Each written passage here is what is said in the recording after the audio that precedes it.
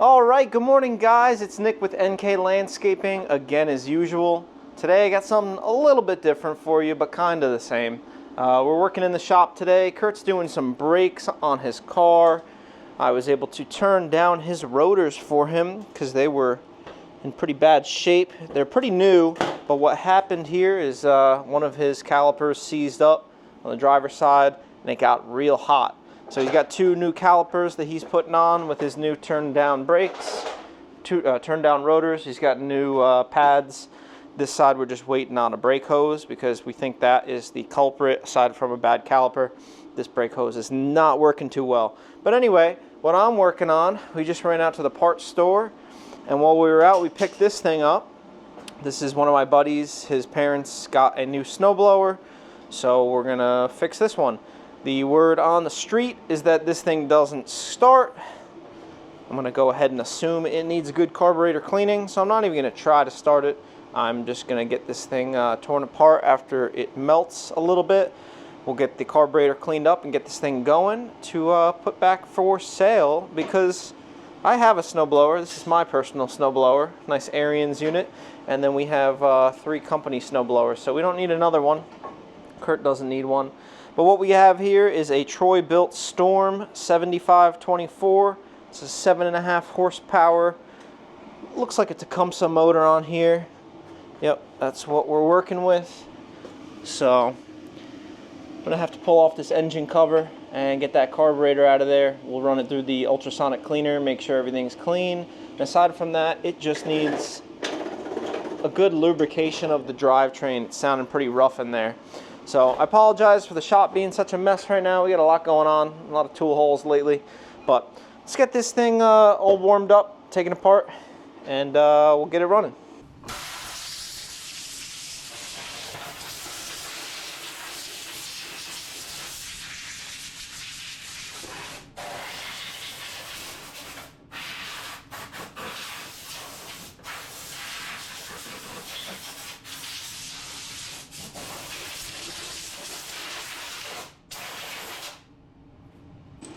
Alright, gotta get this choke knob off so I can get this cover out of here.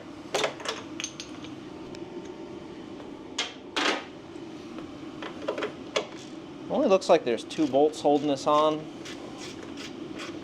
The other side is loose already.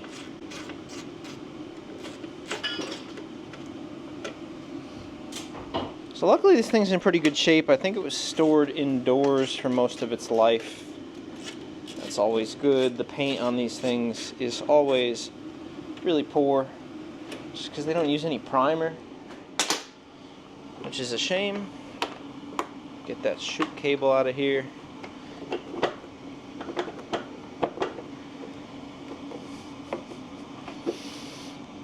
Looks like these 2 are going to have to come off too. Not very tight. People we got this machine from, they're not super mechanically inclined, so I doubt they were working on it. Look at that. Alright, a couple more screws here to take off to get this carburetor cover out of the way.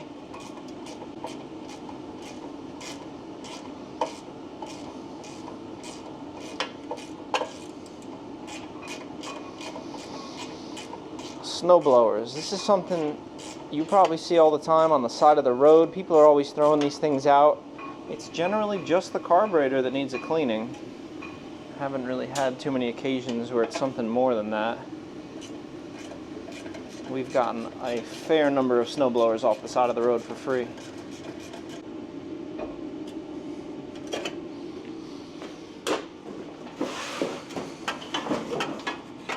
And this should come off.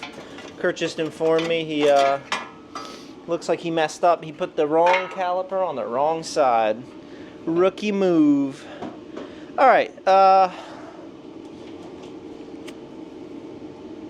first thing I'm noticing here is the fuel line is just broken right off there. So that's definitely not good. So we'll have to cut that back. We got enough room to reuse that. But let's let's get this carburetor dismounted. It's going to be 2 bolts here, a couple linkages, and then we can get that out of the way. It's just 2 Phillips head screws here. Nuts are kind of captive, so they're not really going anywhere. So I was just watching a YouTube video the other night, and someone made a good point. He was repairing a tractor. There's a lot of people, you know, especially nowadays, if you have someone do your lawn or whatever, you don't use gasoline very often, and what happens is you'll have a gas can sitting in your garage, and who knows how long it's been there, and over time the condensation gets in there, and next thing you know, there's more water than gas. So I guess that wasn't the fuel line, that was the primer line that was broken. The fuel line's still connected.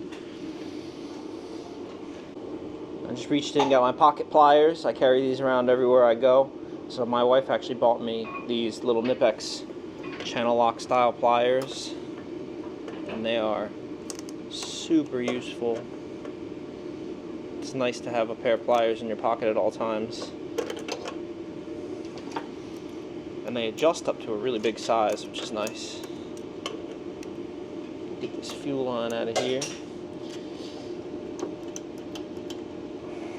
That and the throttle, gotta get that off at the same time.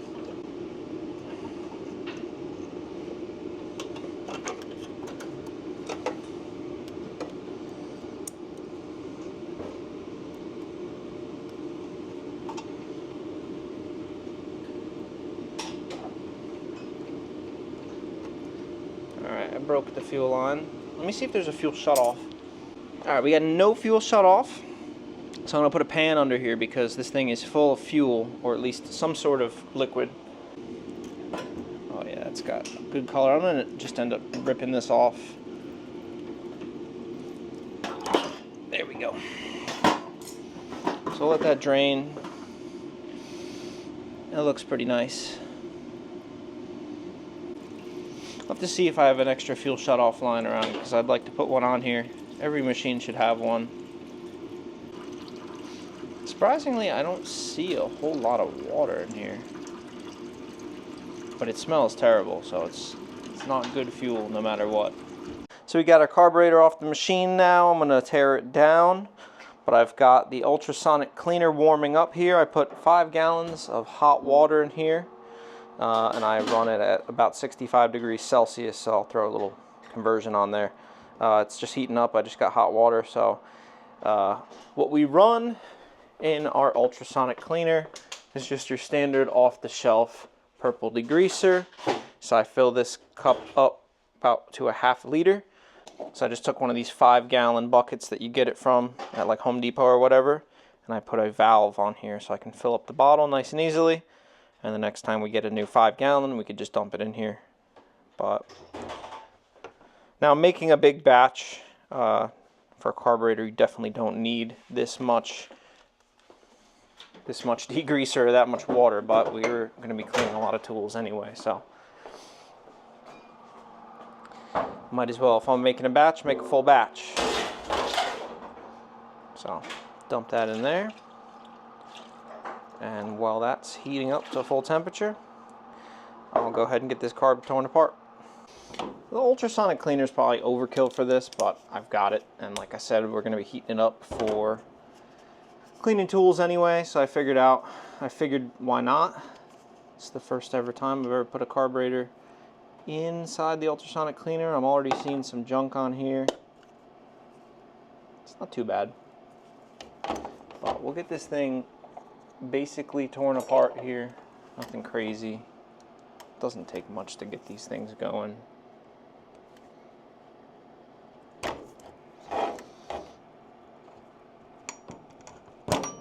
That's in there. Maybe the other side. Take the gasket off.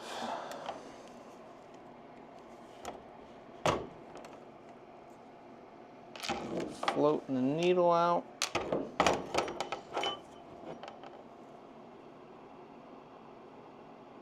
And it doesn't look like the jet in there is removable.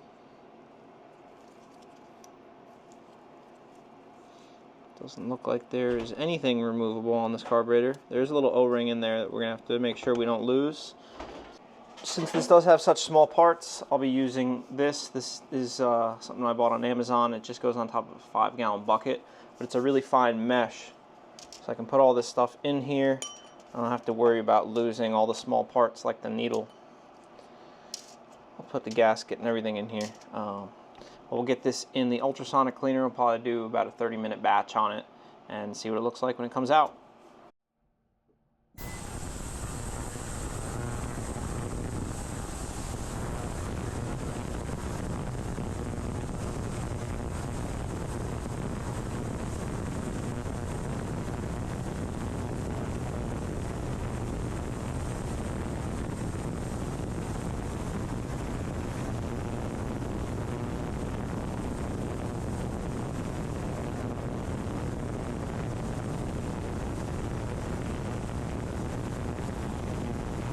So here we are, a little over 30 minutes later. You can kind of see some of the junk floating on top. But we've got about 35 minutes in here at 65 Celsius. So let's get this thing pulled out and see what it looks like. All right. You can see that's looking a lot better inside and out. It's still got stuff like this on it. I mean, the ultrasonic cleaner is not going to take that off. That's actual corrosion. Float looks good. That was floating if you didn't see, so that means that is still good. Gasket looks okay. All this stuff looks a lot better. I'm still probably going to have to clean it up a little farther, but the carburetor, man, that looks nice. That cleaned up really good. So we're going to take this thing out to the compressor, get all the passages blown out nice and clean. And I went digging through my parts bin and I found a fuel shutoff, so we'll get that installed as well so we can run this thing out of fuel every time that we put it away. Even though I'm going to be selling it, it's just better to have that on there. I got some tub of towels here. I'm just going to wipe off this rim of the bowl. Make sure that's cleaned as best as possible. Not too bad. And the gasket, just so we can hopefully make sure that that seals.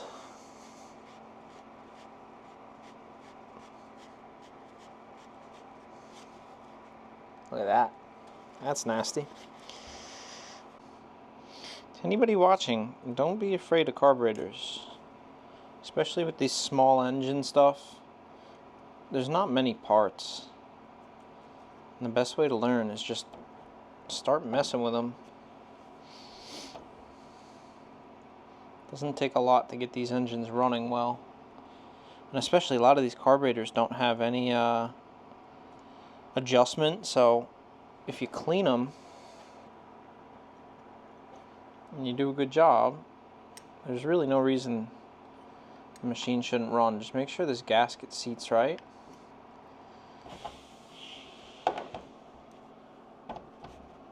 There it is, hiding from me. Make sure we put this gasket back on. I did go through and I just took a wire to all the holes in the bottom of this and cleaned them out. They were kind of full of junk. So I don't want to tighten this all the way yet, just because I have to clock this drain valve properly. I think it was over there.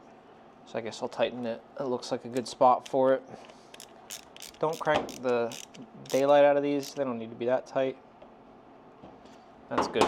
So now we got a clean carburetor. Let's go hook that back up. I got to cut the original hose since it was ripped on both the primer and the fuel inlet. The gasket was actually in really good shape. And then we'll actually have a little bit of extra hose since we'll be putting this in. And that'll take up the difference because of what broke there. Alright, so we're on the gas tank side. You can see the fuel line. Probably going to cut it right here. It's going to drip some fuel. It's left over. These are directional. Make sure you get your arrow right.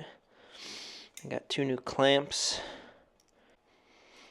Make sure you install these before you put your fuel valve in place.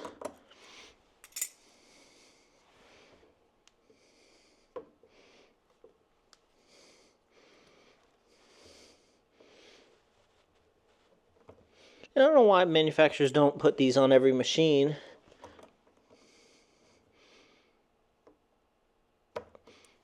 Would sure stop a lot of the ethanol related issues with gas with any of my vehicles, carbureted stuff. Make sure to shut the fuel off and run them out of gas every time I'm done with them. So that's good. We'll go to the other side. I already clipped the wire, or clipped the hose. Use these things. These are just Craftsman, like a razor blade cutter. They do a really good job. That's what they're meant for. They cut nice and square. All right. So I think I have enough room to pull this out a little bit because we added in that fuel valve.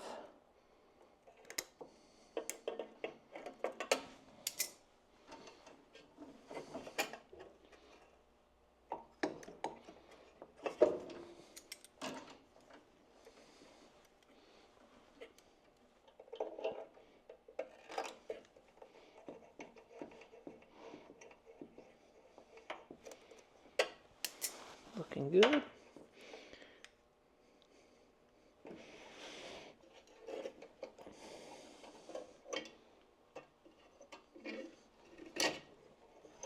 Okay.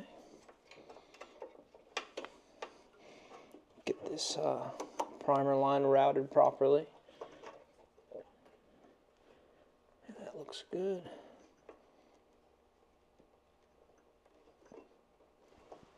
Okay.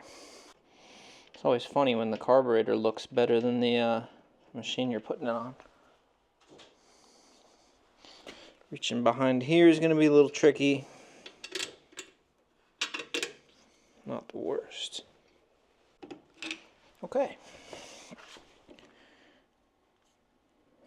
So there's our key. So I'm going to end up trying to start this before we get it all back together, just in case there's something wrong. I got the key back in there. Everything looks to be functioning properly. Choke works. So let's check the oil in this thing. Make sure it's got oil. Put some fresh gas in it, and we'll bring it outside and see if we can get it going.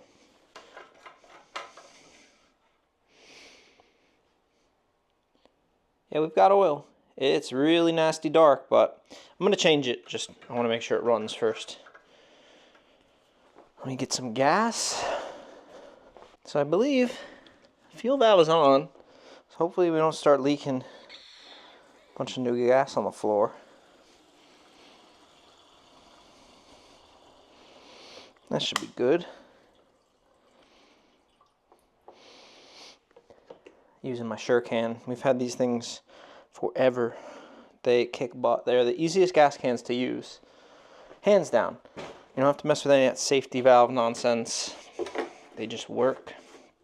Alright. Fuel is on. Choke is on. Throttle is on.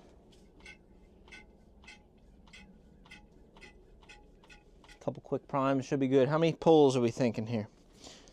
2? Oh, sounds promising.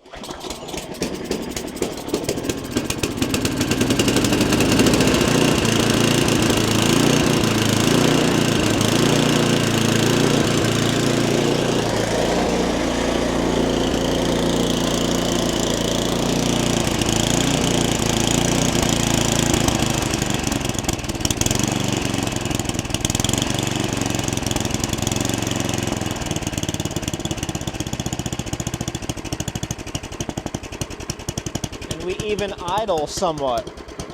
Okay.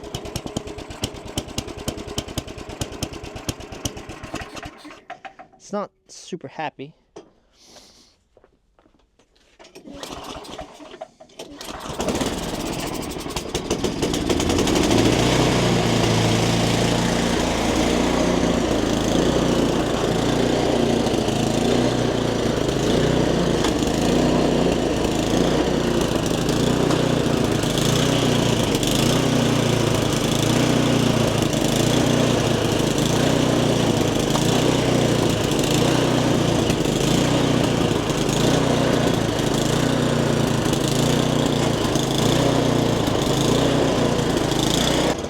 So it runs. I'm gonna let that thing warm up so we can change the oil. It's It's not super happy. Maybe it needs a spark plug change. We'll have to see. I'm glad it works. Everything works. The chute control, the drive, the auger, it all works. So let's let it warm up here for a few minutes and we'll get that oil changed out of it. Alright guys, we've got this thing sort of running. I'm never too happy with the way Tecumseh motors run. I've had a number of these engines on a number of different snowblowers over the years. The older ones were really good. They were pretty easy to tune because the carburetors were tunable. But these newer ones, they don't give you any ability to tune anything. And they're unkillable motors, I'll give them that, but they don't run very well. But anyway, it's running. We're going to change this oil out. Normally with these motors, I'll suck the oil out from the top with our Mighty Vac. But this one has a nice drain location, so I'm not going to make too much of a mess here. We'll get that drained and changed, and then we can start buttoning the engine cover and all that stuff back up. And then I want to get down there and lubricate the gear set because it's sounding kind of crummy, and I think we can make some improvements there. But look at how nasty that oil is. I don't even want to know the last time it was changed, but we'll get it serviced right up and have it at least running on some good oil for whoever decides to take this thing home. So now that everything's drained out of here, we're going to top this thing up with what it calls for. It calls for 21 ounces of oil, which comes out to about 0.6 quarts. Just going to run some regular 530 and try not to spill it everywhere.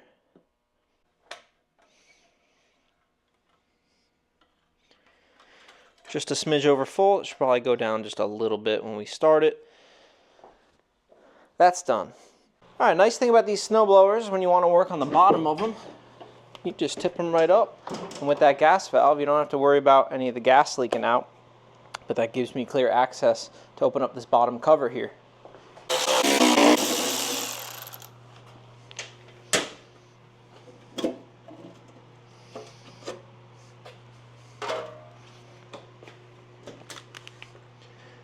So if you've never looked at the innards of a snowblower, they're just a CVT drive. So you have the two belts that drive your main disc here that spins this little plate, and depending on where this shaft gets moved, left or right, that changes your speed. So closer to the center is rotating, will rotate this wheel slower, and if you move to the outside, it'll rotate that wheel faster. And reverse just puts it on the other side. Super simple, but you hear that? There's no grease on here. So we're going to get that all greased up, and that should sound quite a bit better.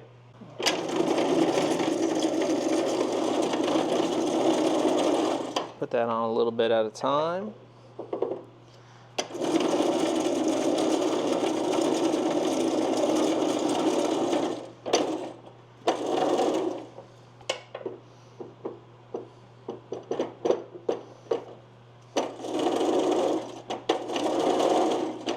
It's looking better. I'm going to take some lithium grease spray where the axles spin.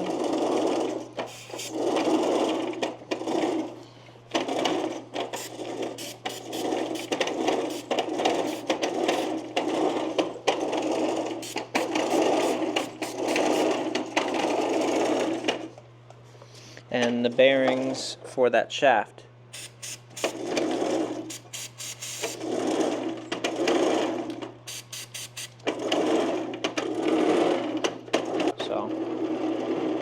Not perfect, but hopefully you can hear that difference.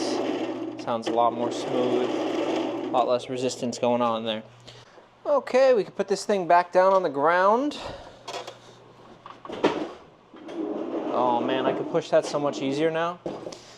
Okay, so we've seen that this thing works, everything functions. I think we go take it outside and actually see it in action.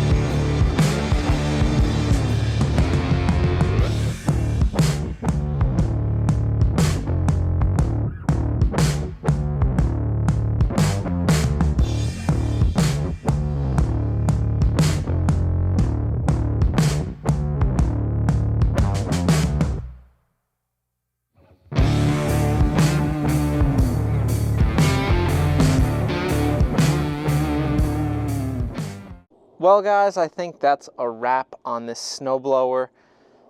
We got this thing today. We took it from a non-running, kind of left out to die, to a perfectly functional snowblower. So as you saw, I just took it around the property and it clears snow, no problem. I widened out my paths and everything. I got it into some deeper stuff, maybe 6 inches. We don't have a whole lot of snow right now, but it champed through it. It's running pretty good. I think running it, just everything is getting a little better. Everything functions, no problems with it. So that'll do it. This thing's going up for sale. Not worth much, so maybe $100 or so. I'm gonna do a little Facebook Marketplace research, but not exactly a money-making venture, but something fun to do in the shop during the winter, make a video for you guys. I want to thank you guys for watching. I will see you on the next one. Drop a comment down below if you're into this content. Make all sorts of different videos, but while you're at it, go check out Kurt with NK Garage. He's making tool videos, buying and selling stuff, so check him out if you want. If not, it's cool with me too. So I'll see you on the next one, guys.